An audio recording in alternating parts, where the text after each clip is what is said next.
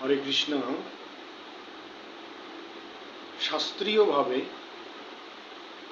দ্বাদশ অঙ্গে ঊর্ধ্বপুণ্ড তিলক পরিধানের সিদ্ধান্ত রয়েছে এবং সেই সঙ্গে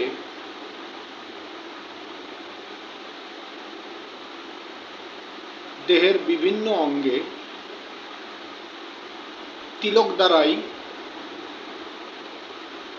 বিভিন্ন চিহ্ন অঙ্কনের সিদ্ধান্ত রয়েছে,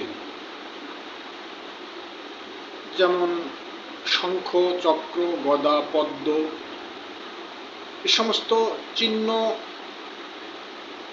তিলক দ্বারা অঙ্কনের সিদ্ধান্ত রয়েছে। কিন্তু বর্তমান সময়ে অনেকেই ওয়েস্টার্ন কালচার অনুযায়ী দেহের বিভিন্ন জায়গায় ট্যাটু ব্যবহার করছেন। বিশেষ করে ট্যাটু ব্যবহার করছেন তো করছেনই, বর্তমানে একটা ট্র্যাডিশন হয়ে গিয়েছে দেহের বিভিন্ন জায়গায় বুকে অথবা পাঁজরে, পিঠে মধ্যে সেই ধর্মীয় সিম্বল বাদেও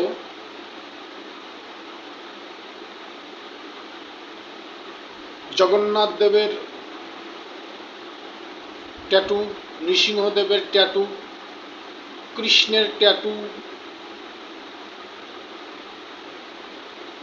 গৌরাঙ্গ মহাপ্রভুর ট্যাটু অথবা শ্রীমতী রাধারানীর ট্যাটু ইউজ করছেন বা ব্যবহার করছেন, যা শাস্ত্র সম্মত নয়। কারণ যারা এভাবে শরীরের মধ্যে ট্যাটু ইউজ করছেন, সেই ট্যাটু নিয়েই, সেই জগন্নাথ দেবের বা রাধারানীর, কৃষ্ণের কিংবা গৌরাঙ্গ মহাপ্রভুর ট্যাটু নিয়েই তারা বাথরুমে যাচ্ছেন, ওয়াশরুমে যাচ্ছেন, আবার অনেকেই মৈথুন কার্য সংগঠিত করছেন। তো সেক্ষেত্রে আসলে ট্যাটুটি ব্যবহার করা কতটা যুক্তিযুক্ত?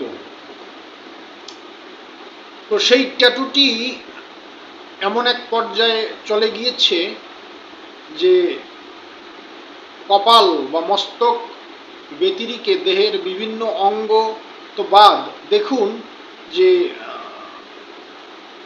সেই চরুর যে রান বা থাই, সেখানেও সেই ট্যাটু ব্যবহার করা হচ্ছে। তো বেশ কয়েকদিন আগে ইন্ডিয়া তথা ভারতের এক মহিলা মাতাজি, যিনি তার পেটের মধ্যে জগন্নাথ দেবের ট্যাটু অঙ্কন করেছিলেন এবং তার পরিণতি সেই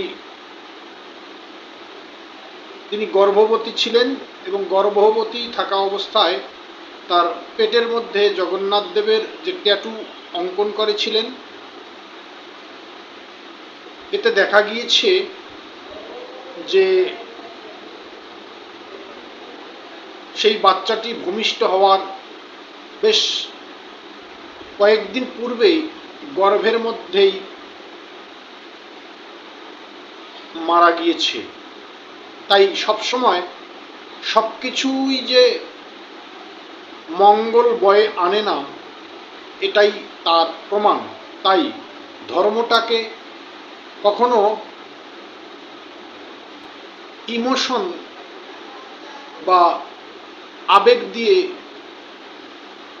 উপলব্ধি করার বিষয় নয়, এবং আবেগের বশবর্তী হয়ে কোনো কিছু করাই ভালো নয়।